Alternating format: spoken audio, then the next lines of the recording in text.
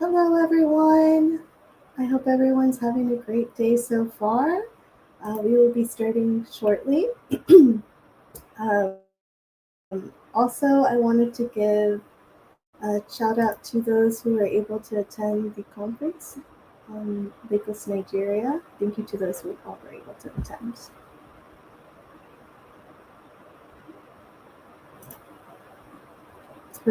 As always, we're gonna play some music.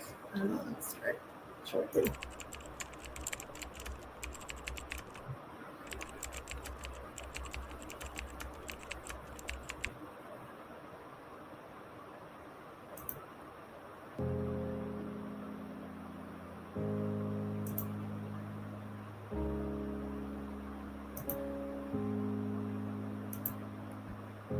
Prostate cancer is an enemy, killing many, many men with no mercy.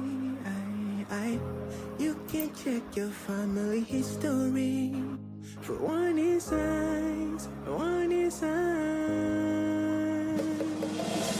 When you love up the world, can you raise up a sound, or there's a want to fight, we'll stop till we get it right, When you love up the world, can you raise up a sound, or there's a want to fight, we'll stop till we get it right, Take good care of yourself,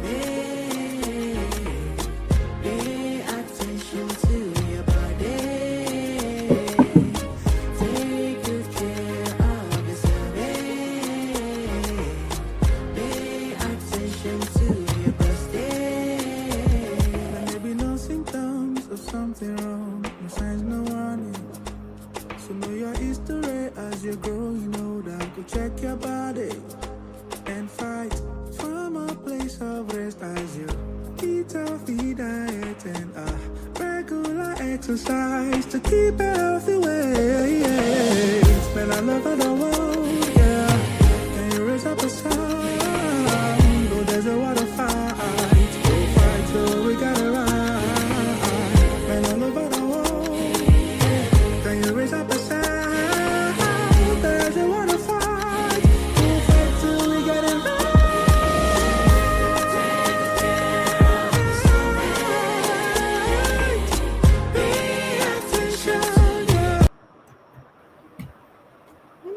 Hello, everyone. Today, thank you for joining today for the September 25 iCARE educational webinar. Today, we will be having Dr. Cook and Dr. Reed provide a presentation about their research. So, our first speaker for today is Dr. Lee Cook. Attaches her research summary. So, Dr. Cook is a cancer biologist with a focus on metastasis and the metastasis microenvironment. The goal of her research program is to identify mechanisms associated with bone metastatic prostate cancer, specifically the underpinnings of immune tumor bone environment that contribute to metastatic disease. Dr. Cook works at the Center for Cancer Research at the National Cancer Institute. So I want you all to give a warm welcome to Dr. Lee Cook. Thank you so much for your introduction and also for inviting me to speak. I wish I had been able to attend the conference in Lagos, and hopefully I'll be able to attend the next one. So let me share this.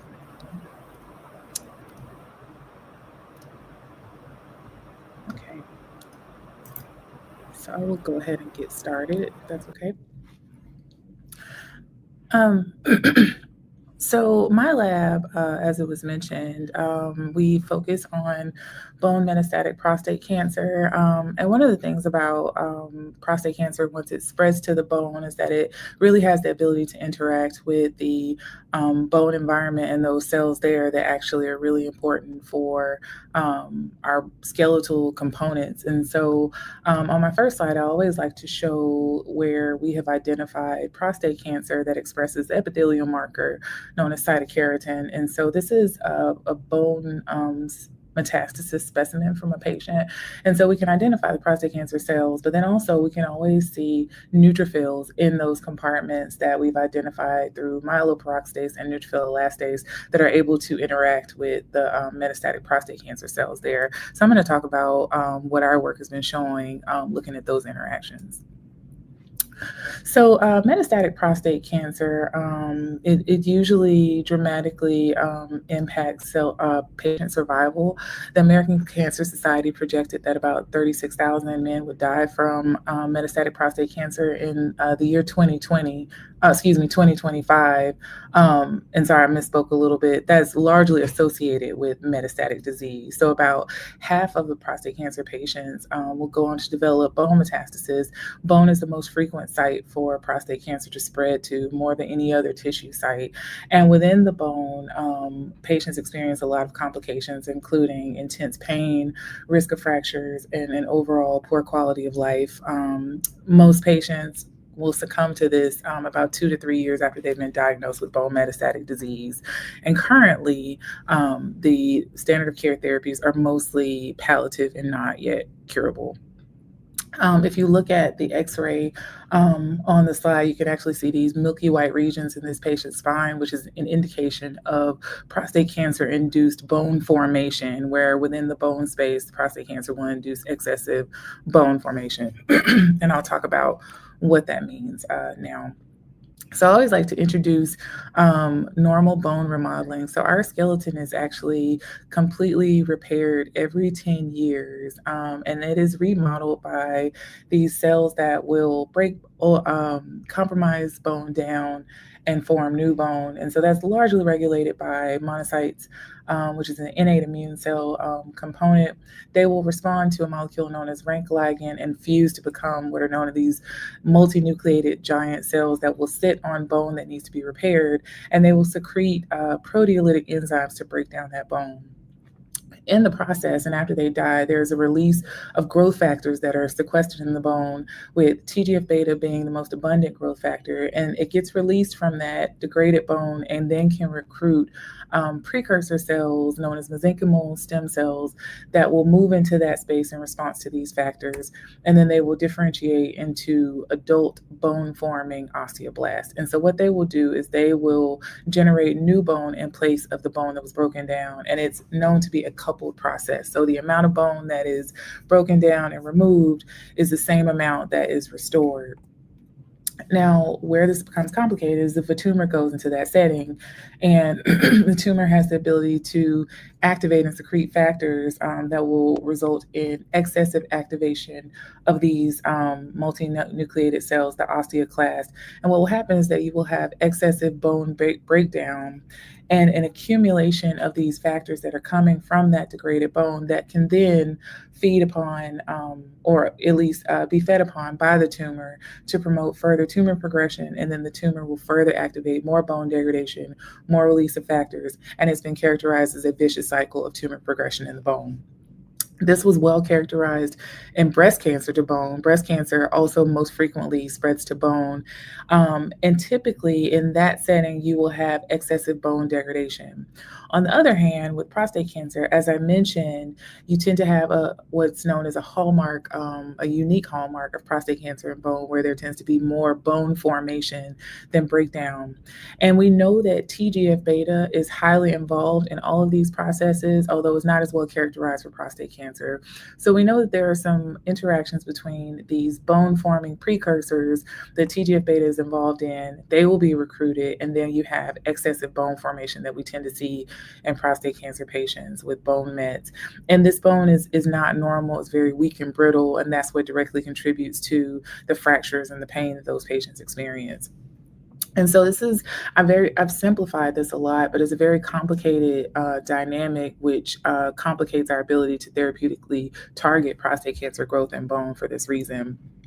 And so a lot of my work has been focused on understanding these dynamics so we can identify opportunities for therapeutic intervention. And previously, I was studying the interactions between these bone forming precursor cells and TGF beta. And in those studies, what we identified was that the bone precursors could actually secrete interleukin 8 in response to soluble factors coming from the prostate cancer cells. And interleukin 8 is a cytokine that is the most potent chemoattractant for neutrophils.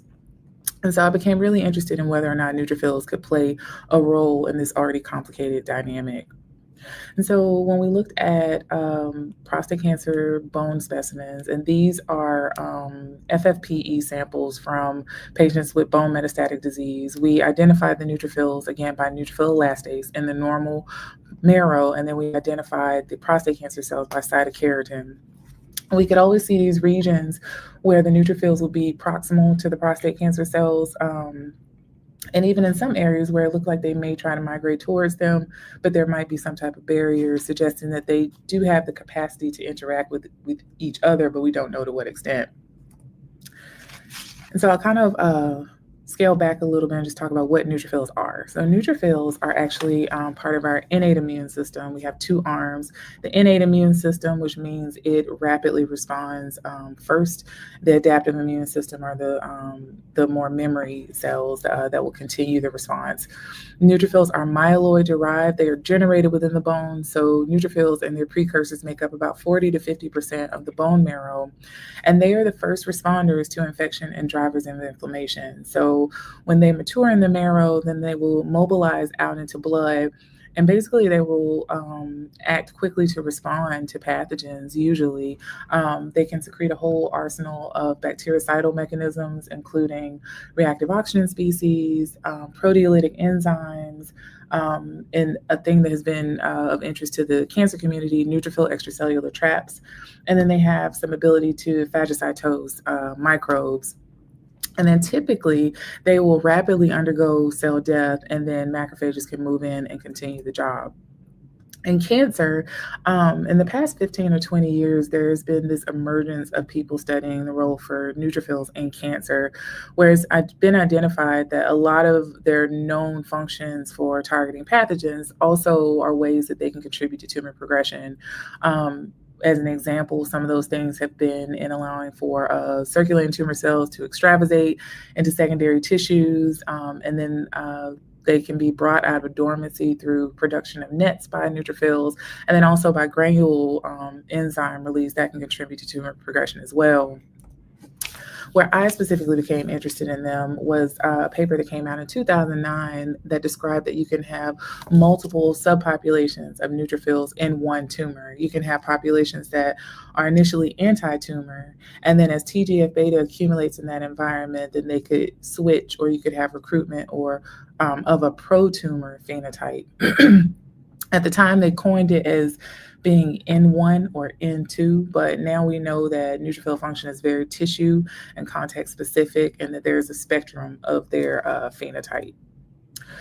So my lab started asking three just fundamental questions. Number one, does metastatic prostate cancer in the bone alter neutrophil function? Because we know that they are generated there, is their largest reservoir, but then also there's going to be a lot of TGF beta around because of the tumor activation of the bone. The second question was, do in tandem those bone resident neutrophils contribute to prostate cancer growth? And then a third part, which I won't really talk about today, is what is the role of interleukin 8 in neutrophils in cancer-induced osteogenesis or bone formation? For the sake of time, I've kind of just summarized what we found out about how metastatic prostate cancer affects neutrophil function. A lot of this was identified through RNA sequencing of neutrophils that have been treated with conditioned media for metastatic prostate cancer cells, and then some functional assays. And so what we found was that soluble factors from metastatic prostate cancer cells can induce reactive oxygen species production known as oxidative burst.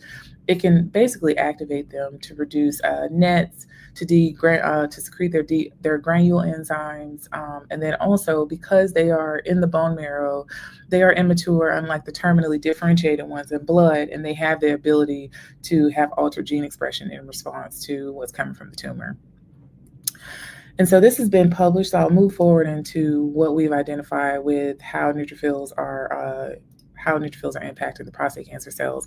And so we started out with some fundamental assays where we just cultured prostate cancer cells with neutrophils in vitro together. And my technician Diane really kind of pioneered the beginning of these studies, where we are plating prostate cancer cells, either the Ellen caps, which are derived from a lymph node, but they do not grow in bone, compared to the C4-2b cells, which were isolated from passaging them through a mouse from C4-2b. So they're androgen independent, and they also are bone metastatic. And so the idea was to identify whether or not neutrophils interacted differently with these cells when we're comparing the non-bone metastatic to the bone metastatic version. And we plated these cancer cells with bone marrow-derived neutrophils and counted the amount of cancer cells remaining after culturing overnight with the neutrophils. We always find that there are significantly fewer cancer cells remaining after culture with the neutrophils. And these are human cell lines, so we used human bone marrow-derived neutrophils here. But then we also were able to verify this with mouse bone marrow neutrophils, which are easier to obtain. We did do some live cell imaging, and what we noticed was that here you can see these neutrophils that are smaller and kind of surrounding the tumor cell in the middle, and we would see these regions of them interacting with the cancer cells and see membrane blebbing of the cancer cells, suggesting that they were undergoing cell death. And so when we actually tested that, we treated the prostate cancer cells with a caspase activity dye and then cultured them with the neutrophils. So in the dashed line, you can actually see an increase of the glow from caspase activity happening in the prostate cancer cells that are cultured with the neutrophils, suggesting that the neutrophils are indeed inducing cell death directly in the cancer cells. Hopefully you can appreciate from my background that the tumor environment in the bone is very complicated. So we wanted to move this in vivo. For that, we inject our prostate cancer cells directly into the bone of mouse tibia, and they are luciferase expressing so that we can image them. And then we depleted neutrophils using an antibody targeting mouse neutrophils, the anti-Ly6G. And what we found in this model was that when we deplete neutrophils here in the bottom row, we could actually see an increase in tumor burden in these mice, which looked very similar to what we were seeing with our in vitro system. And then when we quantitate that, we can see that in the absence of neutrophils, that we actually see an increase in tumor burden, suggesting that when we remove neutrophils from this setting, we're kind of taking the brake off of the tumor and allowing for it to grow, supporting our evidence in vitro that the neutrophils are actually suppressive of tumor growth. So we also were asked by reviewers when we went to publish this data, is how sustainable is this phenotype from the neutrophils? How long will they suppress tumor growth? So to test this in vivo, we injected tumor cells directly into mouse tibia, and then we isolated out tumor-associated neutrophils for co-culture ex vivo and compared multiple times of isolation after the tumor was growing. We compared that to saline injected bones that we isolated neutrophils from. So what we found was that after 1 week of the C4-2b tumor growing, we isolated out the neutrophils, and they still were able to induce cell death ex vivo of our prostate cancer cell lines. And we still saw that induced cell death by week 2 of the tumor. But by week 4, we saw that here in the red, the tumor-associated neutrophils lost their ability to induce cell death. And we never see the neutrophils become pro-tumor, but they did become insensitive, essentially, to the tumor, suggesting that over time, the tumor is changing the neutrophil suppressive phenotype. So we asked, what does this look like in our patients? Obviously, this was mouse work. And so we wanted to know what do neutrophils look like from our prostate cancer patients. So I collaborated with a GU oncologist at University of Nebraska Medical Center, Dr. Ben Tepley, and then my postdoc, Massar, kind of took this on. And the idea was to take peripheral blood neutrophils from 4 different groups, either healthy men compared to 3 prostate cancer groups. One group only had localized prostate cancer, and then there were 2 that had metastatic disease. One that was hormone sensitive, so they still respond to androgen therapy, and then those that have the most aggressive stage, the metastatic castration-resistant prostate cancer. And then what we wanted to do was look for identity markers to see if the neutrophils change as the tumor progresses in these patients, if they functionally change, and then are there any molecular changes that we could see when we look at genomics and also proteomics. Today, I'm just going to focus on our findings from the cell surface markers that we use for identity and then also their function. So we kind of focused in on markers that have been associated with neutrophils in tumors, including LOX1 and CD10, and then also some that have been associated with their activation. LOX1 has been shown to be a marker for an immune suppressive phenotype that suppresses your adaptive immune system, your B and T cells, with predominantly you're suppressing your T cells. And so what we found was that the patients with metastatic disease had more LOX1 positive neutrophils, and all of the patients with cancer had less CD10 positivity, suggesting that they were less mature if they came from patients with cancer. Surprisingly, we did find that the patients that had metastatic castration-resistant prostate cancer compared to those that were still hormone sensitive had a more activated phenotype, or at least they expressed the receptor CD88, suggesting that they're more activated. So we expected to see this functionally as well. If we're seeing differences in the cell surface markers that normally we associate with the function of the neutrophils, surely we would see differences in the function when we compare the different stages of disease. But as you'll see, it wasn't like that. And science is always like that. So what we noted was that regardless of what stage of disease the patient was at, their neutrophils were still able to induce cell death of prostate cancer cell lines ex vivo.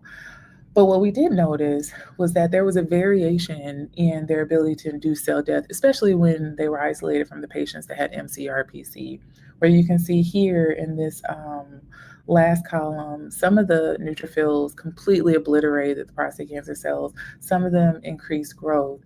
And then in this bone metastatic cell line, PC3, which are normally resistant to neutrophils, we also saw that variation.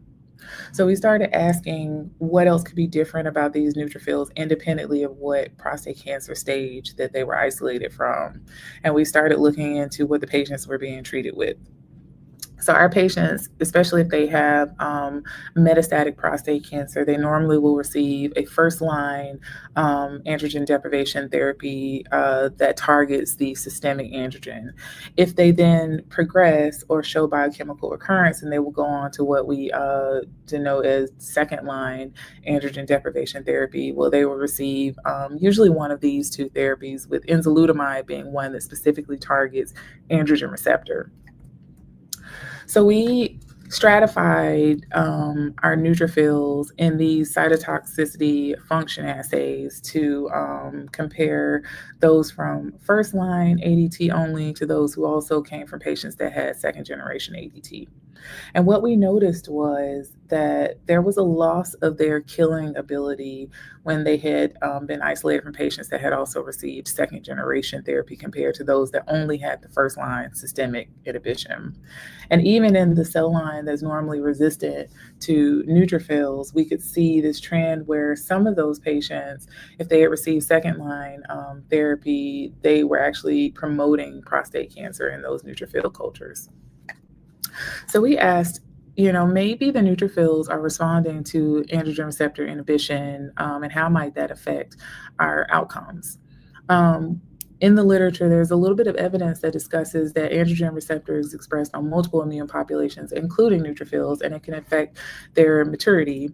And then this paper in the mid-2000s that came out as a melanoma paper showing that if you block androgen signaling in this melanoma model, it actually suppressed the maturation of neutrophils and increased metastatic burden, suggesting that they do respond to androgen therapy and that it may affect their function.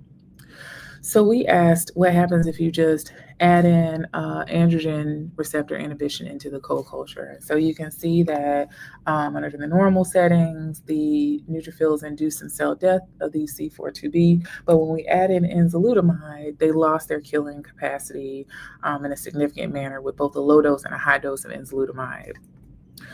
We wanted to tease out which one was being affected more. And so in this graph, we actually treated the cancer cells first with enzalutamide and then added the neutrophils separately and found that they could still respond and could still induce cell death even in the presence of enzalutamide-treated cancer. But when we treated just the neutrophils with enzalutamide, then that's when we saw a loss of their ability to induce prostate cancer cell death. So I'll go through these next couple of slides a little bit quicker just so that I can be mindful of the time. But at Hopkins, there were several studies where they were looking at what is deemed as bipolar androgen therapy, where basically these patients they have been hit with so much androgen deprivation that their tumors get adapted to it. So then when you then give high dose testosterone, they will begin responding to androgen inhibition again. So we wanted to mimic this in mice and see whether or not there was an impact on tumor growth and neutrophil function. And so basically we treated our mice with first line androgen deprivation therapy, induced bone metastasis to occur, and then began treating them with enzalutamide to induce a second line androgen deprivation therapy. And to test the impact of testosterone, we implanted slow release dihydrotestosterone pellets in the mice. So we actually found that there was enhanced suppression of growth in these mice that had received second line therapy but then supplemented back in the testosterone. But then when we isolated neutrophils from these tumors and then we co-cultured them again with the C4-2B, we were really excited to see that just like in our in vitro studies, the mice that received enzalutamide, the neutrophils no longer were able to induce cell death, but we could rescue their killing capacity by supplementing back in testosterone, showing that their killing capacity is responsive to androgen signaling. We did see that this seemed to be related to TGF-beta receptor expression on the neutrophils, where TGF-beta, again, has been shown to suppress neutrophil function. And so we moved forward to see if there was any change in TGF-beta receptors in our patient neutrophils, and we saw that the ones that had been treated with a second-line ADT had increased TGF-beta receptors on them. And then we moved into our in vivo model where we generated a mouse model that specifically had a knockdown of type 1 neutrophil receptor just in the neutrophils. And we could see that we were able to rescue the phenotype of the enzalutamide, where you can see the neutrophils induce cell death.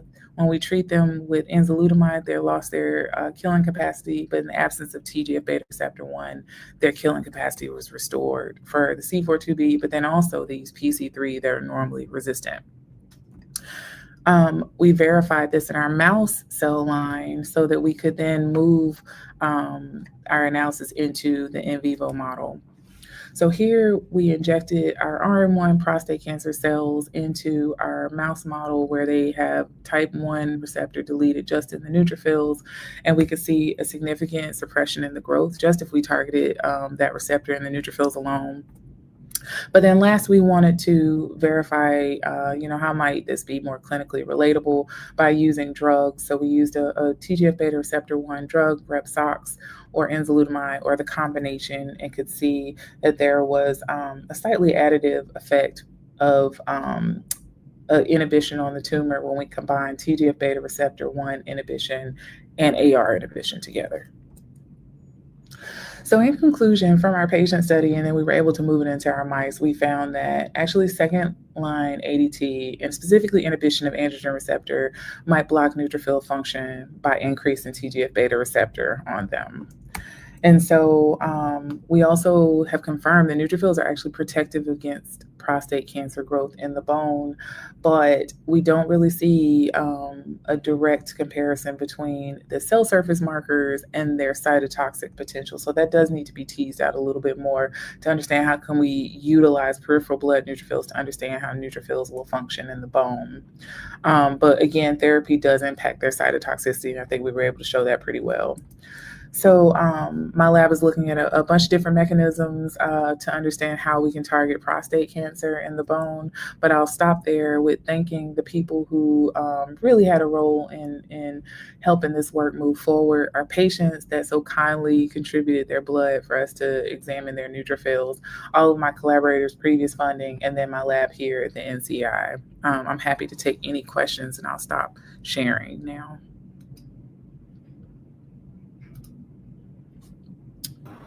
Thank you, Dr. Cook, for such a great presentation. I really enjoyed learning all the research that you've been doing about neutrophils roles. Thank you so much. Thank you.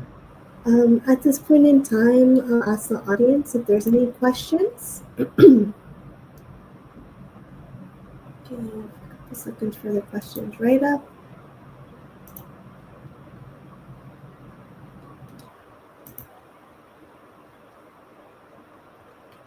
Right now, I don't see any questions in our chat, but we could continue monitoring our chat and ask you those questions, Dr. Cook, at the end of the presentation, so we don't run into Dr. Reese at speaking time.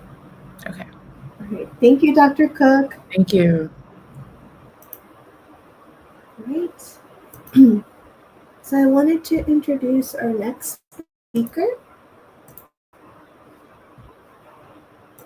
So our next speaker is Dr. Reed. She focuses on the investigation of cancer risks associated with various environmental and occupational exposures, including persistent organic pollutants, heavy metals, and air pollution. She conducts molecular studies centered around the etiology of genitourinary cancers, such as prostate and kidney cancers, and investigates secondary outcomes and survivorship among genitourinary cancer patients. Her research focuses on the relationship between exposure to PER and PFAS, which are widely used firefighting agents in military and relevant cancer risk. She works for the Uniformed Service University of the Health Sciences. So I want you all to give a warm welcome to Dr. Reed. Hi, can you hear me well? Yes, we can hear you, Dr. Reed. Thank you. Hi, everyone. Thank you. Yes, thank you so much for having me. I also want to say special thanks to Dr. Odedina for the opportunity to present my work. My background is cancer and environmental epidemiology, so I really study on different environmental and occupational exposures and how that affects on cancer development. And I'm trying to expand my work on cancer survivorship as well. So today is my topic on PFAS and cancer risk. I would like to briefly introduce where I'm at, Center for Prostate Disease Research, CPDR. We are a part of the Department of Defense designated MRTA Cancer Center programs. Our program has been the longest one among other cancer programs, including breast cancer and gynecological cancer, and also testicular cancer recently started about 3 years ago. We are truly a multidisciplinary team, including myself, epidemiologists, and also basic scientists and bioinformaticians. We're really trying to understand what's the risk of prostate and other GU cancer development and survivorship. This is a photo of our center director, Dr. Gregory Chestnut. I'm leading the epidemiology team at CPDR. We have great national resource called Multi-Center National Database. We have a prospective cohort, including more than 32 military service members or their dependents. So we recruit prostate cancer patients or for those who are under suspicion for prostate cancer from 5 national military treatment facilities, including Walter Reed in Bethesda, Maryland in USA is the biggest one, and also all the way to the one in Hawaii. We also have Biospecimen Bank. Really appreciate all the donors from our enrollees. We have about more than 10,000 patients providing their blood and urine and tumor tissues gradually to really, for research purpose, to understand risk and also for the better survivorship outcomes for prostate cancer patients. My team is really trying to understand what's the pattern and trends in prostate cancer treatment, and also understanding health-related quality of life among prostate cancer patients, and my background in environmental and military occupation-related exposures, and also understanding other determinants of prostate cancer outcomes. So today's outlined, I would like to briefly introduce what PFAS are and how they're associated with cancer development, especially prostate and kidney. I thought that might be your interest in this audience. And also the last part, I don't need to go into so detail. I will monitor my time, but I wanted to introduce some of the methods you can measure environmental chemicals in your cancer research or survivorship in epidemiologic studies. So PFAS are a group of environmentally persistent man-made chemicals. There are more than 12,000 identified PFAS so far. They have been manufactured since 1940s and commercially used in a variety of applications, including non-stick cookware. The Teflon pan was really famous one, and also food packaging, stain-resistant fabric. And the major research sources of environmental contaminations are from industrial sites, military facilities, airports, and also wastewater treatment plants. As I'm in the Military Research Institute, this is really a big interest in the military community as well, because PFAS are used in military for the firefighting foams H2O4F, and Department of Defense have been used PFAS since 1940s. Although recent regulations and suggestions of removing PFAS from the firefighting foams to reduce PFAS exposures for military members and also the communities around the installations, and also thinking of their health effects. My table looks a little bit weird, but I want to mention these five PFAS compounds, as I will talk a lot in my talk.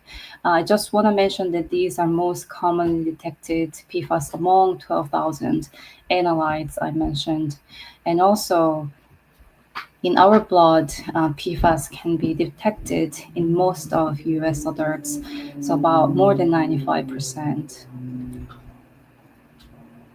The main exposure of PFAS for the general population is from contaminated fish and drinking water, so through ingestions, and also inhalation and dermal absorption, especially for occupational, in the occupational settings, such as firefighters, as I briefly mentioned in the military, and also outside of military, PFAS have been used in firefighting foams.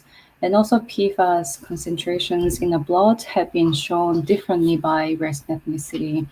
And also the tricky part of this is once it's in the body, the half-lives of serum elimination is quite long, especially for those having long carbon chain PFAS. So it's up to 8 years. They accumulate in liver, blood, lung, and also fat tissues, and excrete through the bile and urine, and for women menstruations, and also from mother to children, PFAS can transfer. Series of environmental or the epidemiologic studies have shown suggestive associations between PFAS exposures and several health outcomes, including decreased antibody response, decreased infant and fetal growth, immune effects, thyroid disease, and also increased risk of some cancers. About 2 years ago, International Agency for Research on Cancer, IARC, as a part of World Health Organization, we evaluate PFOA, which is the most studied PFAS to date, as a PFOA and PFOS were the first one to manufactured in 1990s.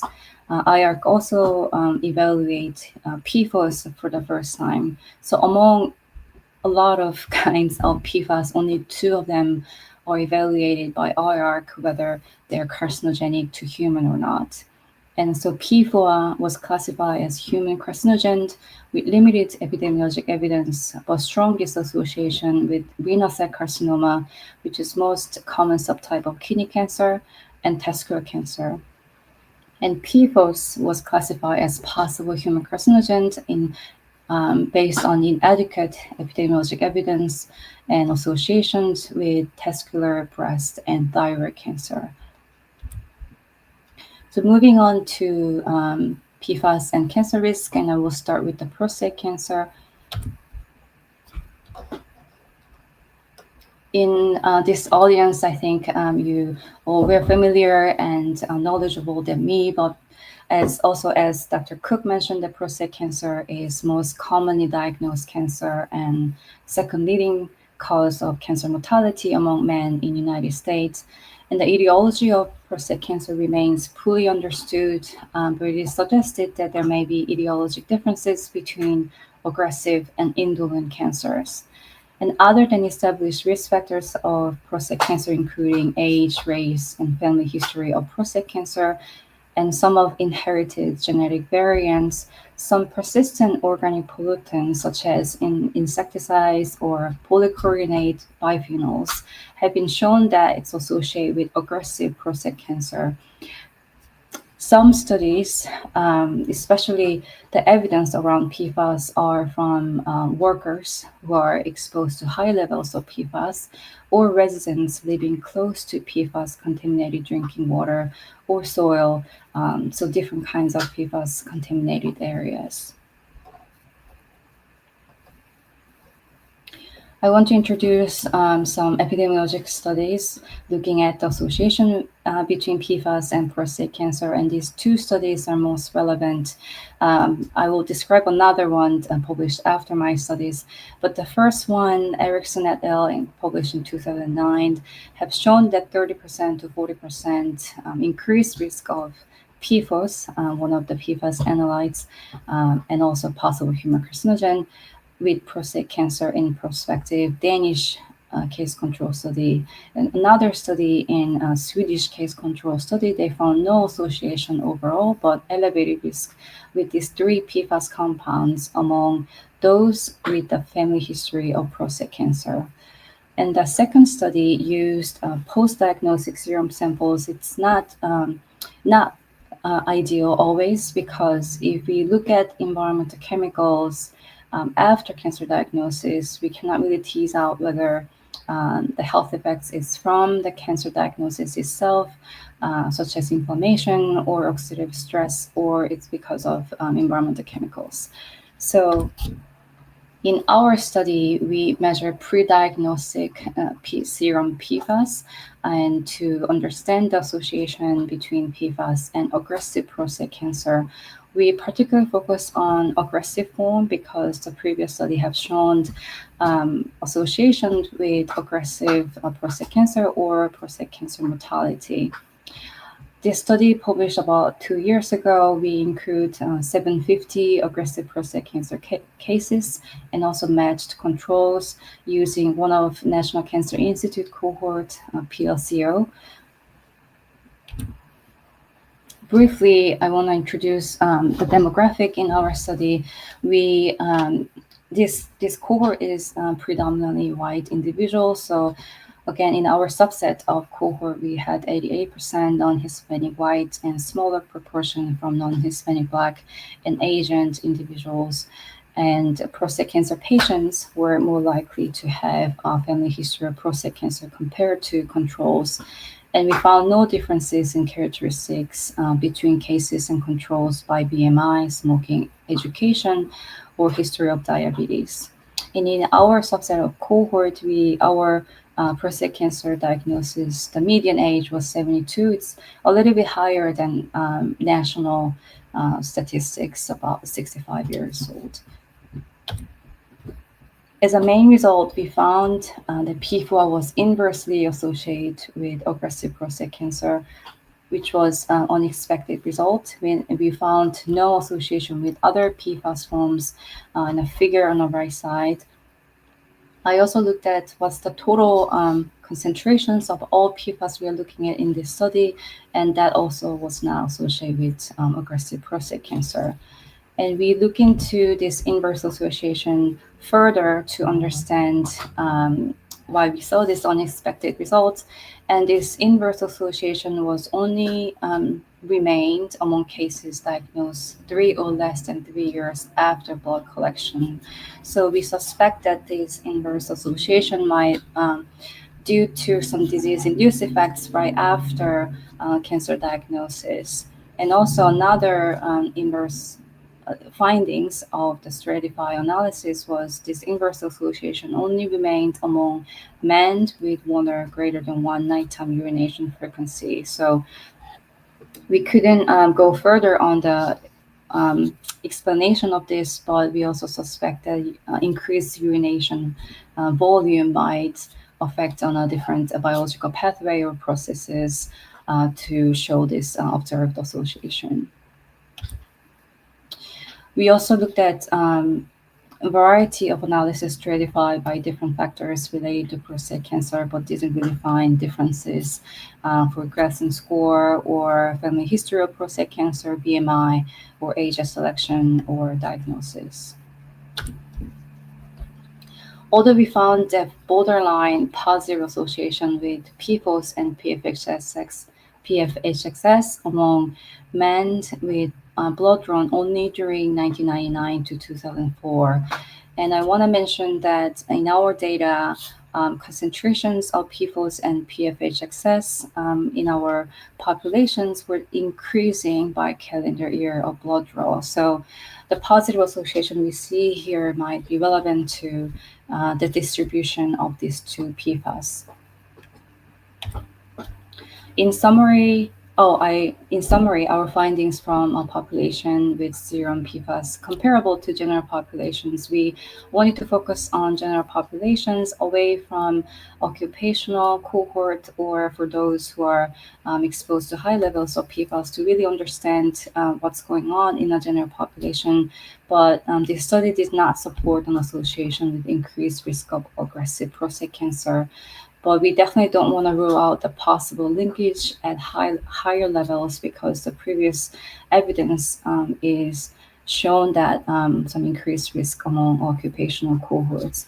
I also want to mention, I didn't include in a slide, but there's another study within the American Cancer Society cohort to look at 5 different cancer or more PFAS compounds with the prostate cancer development, but they also did not find increased risk. Moving on to kidney cancer, as I briefly mentioned, that PFOA is a human carcinogen, and classified as human carcinogen and based on strongest association with kidney cancer. And similar to prostate cancer, for kidney cancer evidence are mainly also coming from occupational studies for workers who are closely exposed to high levels of PFAS and or residents living in a PFOA or PFAS contaminated drinking water supplies. Kidney cancer is 7th most common cancer in US, and especially higher incidence are observed in women and African American, American Indian, and Alaska Native populations. The known risk factors of kidney cancer include obesity, hypertension, and smoking. I want to introduce the first study to look at this association between pre-diagnostic serum concentration of PFAS or PFAS in the blood and how that's associated with increased risk of kidney cancer. This was led by Dr. Shore and Hoffman at NCI. And the study included 324 kidney cancer cases and matched controls and found that higher serum PFOA concentration, which is now classified as human carcinogen, is associated with increased risk of renal cell carcinoma risk. And they also found higher concentration of some PFAS among African American individuals, especially these 3 listed PFAS. However, again, this PLC cohort include predominantly white participants. This study could not really tease out whether this association and the kidney cancer risk differ by different population characteristics. So in my study was, our goal was really to follow up the first study's findings in a larger and more racially and ethnically diverse populations.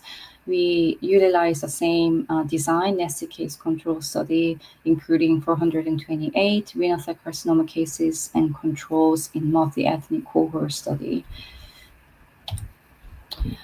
In my study, I also found a higher concentration of PFAS among African Americans and also Native Hawaiian participants. I want to mention that distribution of PFAS in blood among Native Hawaiian participants are really, there's not much evidence out there. So one of the big contribution of this study was to show distribution of these environmental chemicals among Native Hawaiian participants and also Japanese Americans. And the second bullet point, we also found higher PFNA among Japanese, Native Hawaiian, and African American participants. And the main result, we found that PFAS was not associated with renal cell carcinoma risk overall, but we found suggested positive association among white individuals, which was quite similar to PLCO study as they are predominantly white participants. So we found the positive associations in a similar population characteristic. As a main result, we found higher PFNA, another PFAS compound, was associated with increased risk of RCC overall. So first, left side, it's quartile 1, 2, 3, 4. So increasing concentration of PFNA was associated with increased risk of RCC. And we found a strongest association among African American participants, followed by Native Hawaiian and white individuals. I want to introduce another study. This is the same study I mentioned at the end of the prostate part. One of the American Cancer Society cohort, they also looked at this association between PFAS and kidney cancer risk, and they also did not find overall increased risk of kidney cancer or renal cell carcinoma, one of the histology subtype with increasing serum PFAS.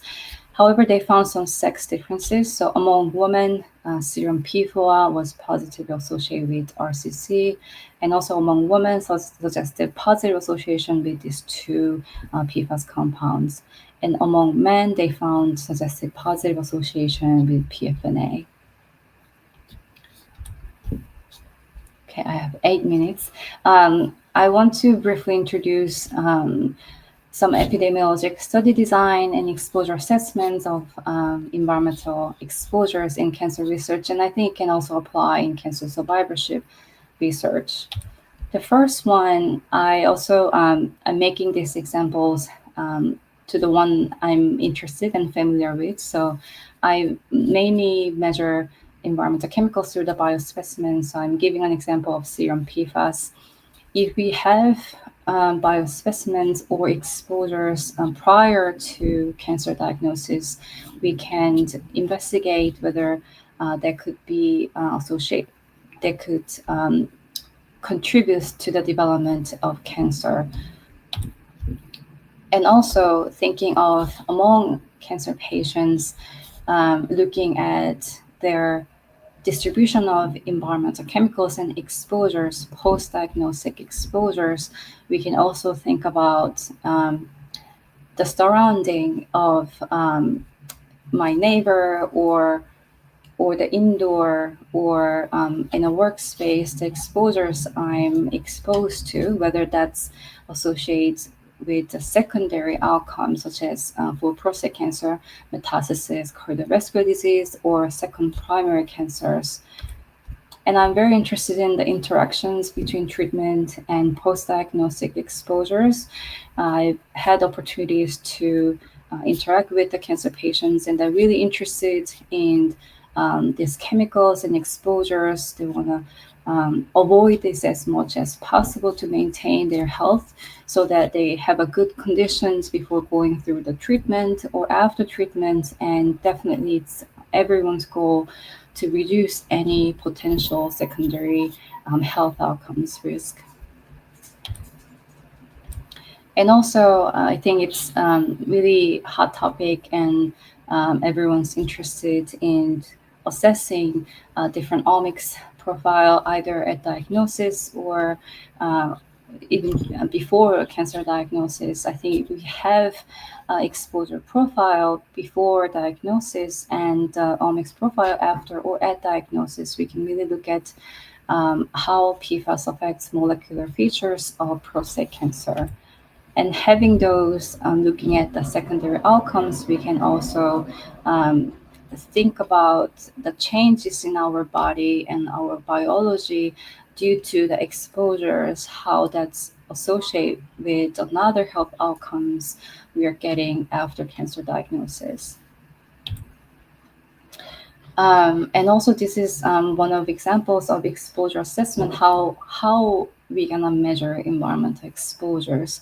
And there are some indirect measurements, such as if I'm in a certain occupations in any machineries or drivers or working in airports, we can suspect certain exposures or chemicals through that occupations, or self-reported exposure. So I think I'm exposed to asbestos or lead or any kinds of things that we in our daily life experience through questionnaires. And also our residence location, if I'm living really close to industrial contaminations or contaminated areas, that could, the proximity, so how close I'm living to those could be another surrogate of our exposure assessment. I'm sorry if you hear my puppy behind. I'm more familiar with direct measurements using blood, urine, or hair and nail. Also, a great biospecimen to measure heavy metals and tumor tissues, or the benign tissues as well. These are some of other environmental biomarkers we can of your interest, perhaps related to prostate cancer, including PFAS, but I also listed other potential environmental chemicals of interest. Thank you so much.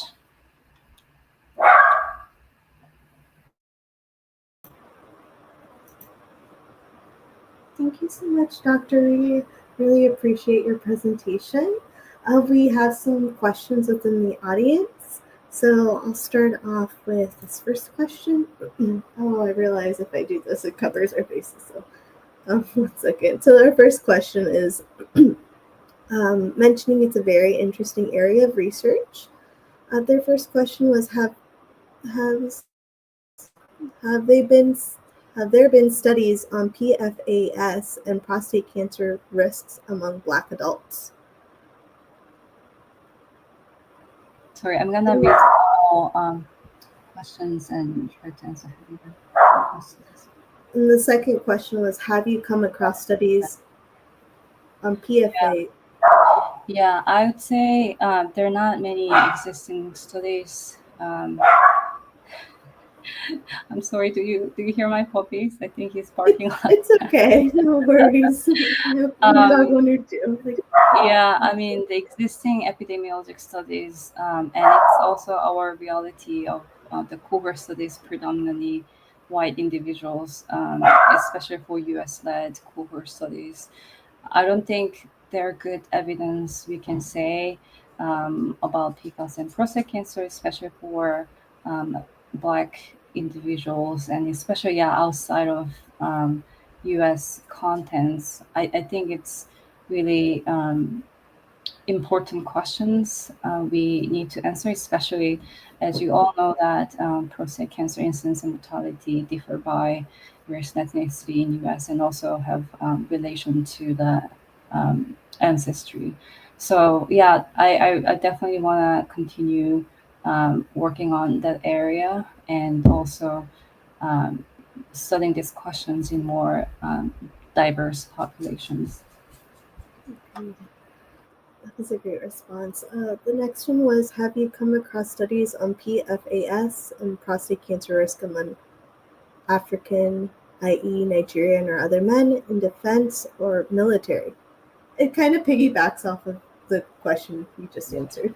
Yeah, I just want to add the military part. So my center is a center project. We are trying to answer these questions in active duty and retiree population. So yeah, stay tuned, please, and I'll be happy to share our results once yeah, we have the preliminary analysis. Great. Yes. Great segue for everyone to stay tuned on those upcoming results. The next question we have were the sources of PFAS in patients determined? What was the highest level of PFAS in patients who participated in the study?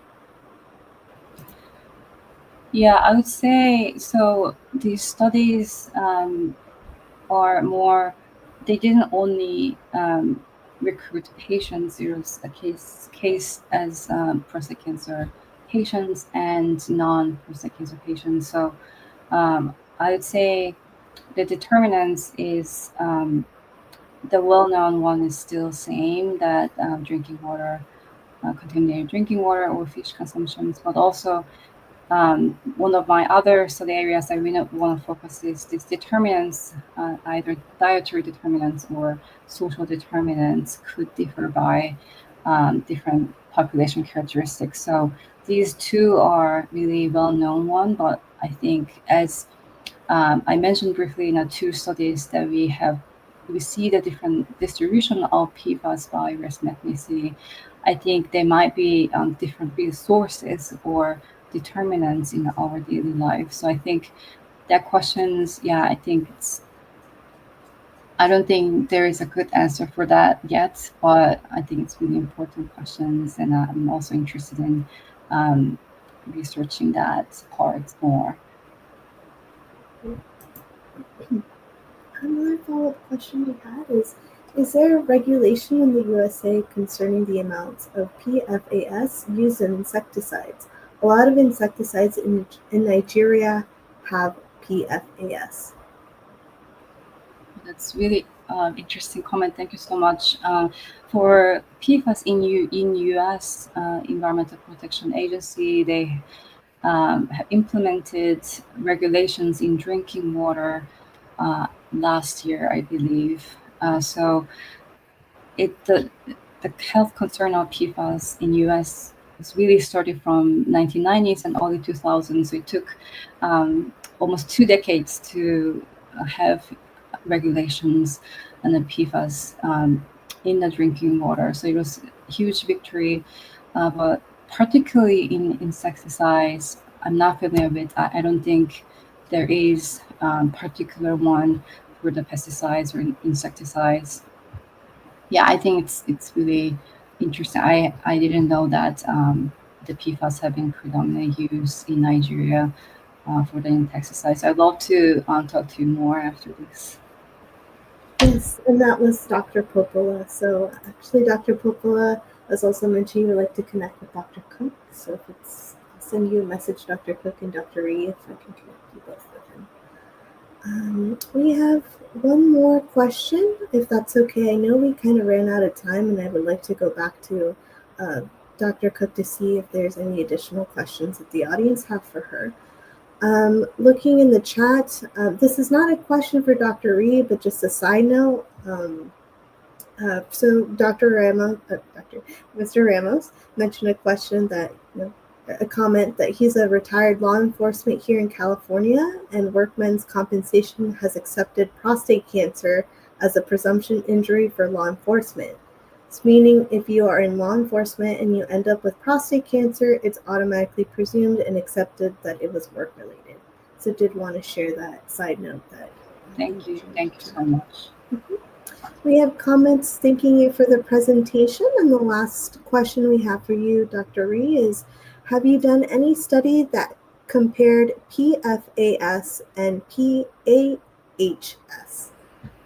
Yeah, PH. Yeah, I personally I haven't done it, but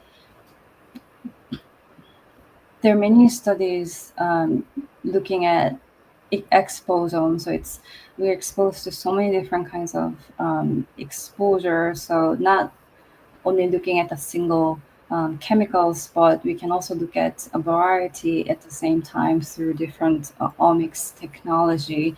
And PFAS also could be measured through metabolomics. And yeah, I haven't really compared that, but I think the field is moving forward to look at multiple environmental chemicals at the same time to answer that questions whether which one is really driving related to the cancer outcomes of your interest or how they interact and what's the combined effects and the relationship between chemicals. I think the mixtures, we are moving forward to that. A lot to come. So very exciting. This is why we do the research that is needed. All right. So I'm going to bring, if it's okay with you, Dr. Cook, back on stage as well with Dr. Reed, and just to see if the audience has any final questions. I know, Dr. Cook, you kind of went ahead in the chat and answered some of those questions that were asked to you. I did see some commentary from Dr. Reams, so I'm just going to check on here just to see if we haven't missed any.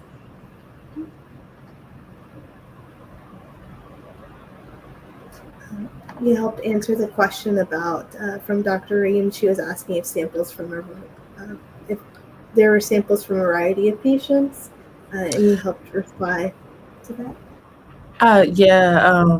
So Dr. Reeves asked about patients from multiple races. Unfortunately, that work was done at the University of Nebraska Medical Center, and one of the issues with the patient population is that those who are able to get treated from the Fred and Pamela Buffett Cancer Center typically are mostly Caucasian patients.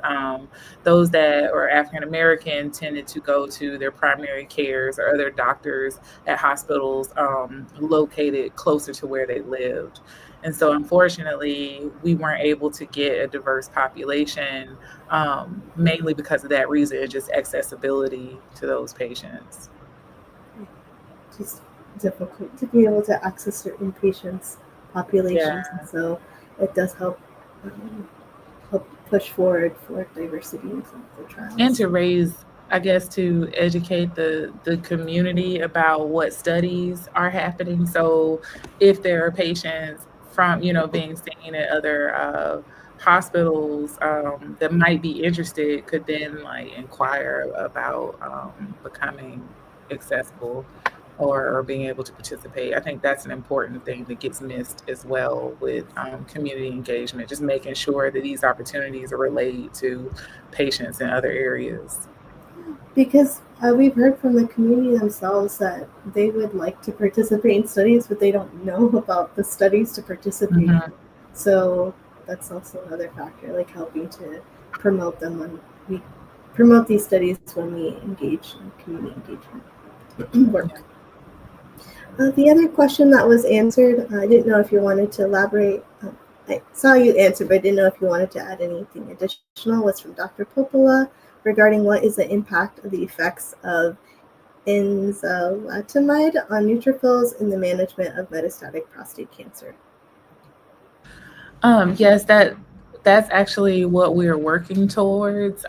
We don't have any kind of outcome. Most patients that are receiving that therapy, they are looking at PSA levels for outcomes or maybe changes in their bone scans if they have bone mets. And so neutrophils aren't yet in the conversation about that. So we're working to understand how we can use neutrophils to educate the outcomes of treatments for these patients with metastatic prostate cancer, but then also figuring out how we could implement new therapies to activate the neutrophils for management of the disease.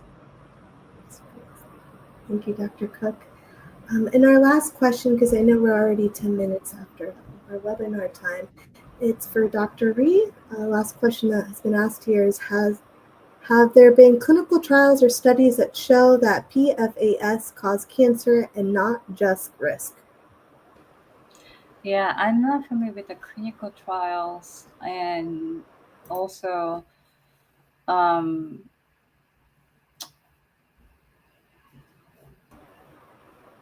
inducing potential risk for the chemicals in the human studies. I'm not sure. Or maybe could think on the other way, that for those who have higher PFAS levels, and what would be the factors to reduce concentrations in a body, or intervening factors. But causality is definitely a big thing. But PFOA, the first PFAS compound I mentioned, it was classified as a human carcinogen. So to reach that point, there much evidence on mechanistic studies, and also animal studies, epidemiologic studies, particularly for kidney cancer. So I think for PFOA, we can say it causes kidney cancer, um, although epidemiologic evidence is still not strong. But it's a long way to go. I think we really need to see the holistic evidence, not only from human studies, but like what Dr. Cook is leading. We need all kinds, all perspective scientific evidence to say causality, I think.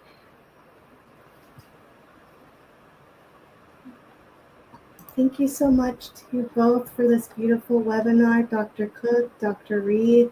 Thank you for the audience for your great questions. And my apologies again for this running a little bit over, but I do appreciate your time that you both have taken today in answering all our questions. So thank you again.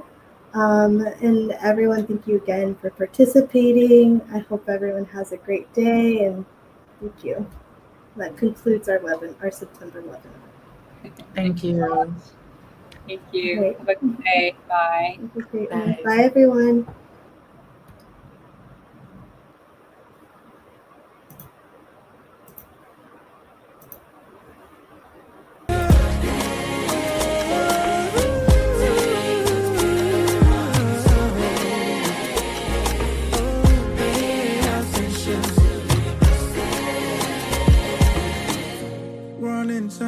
Warning signs. Do you feel pain to your pelvic bones? Painful, frequent urination. Feeling pains when you ejaculate. Warning signs, warning signs. Do you see blood when you urinate? Is that blood when you ejaculate? Without trying, I'm losing.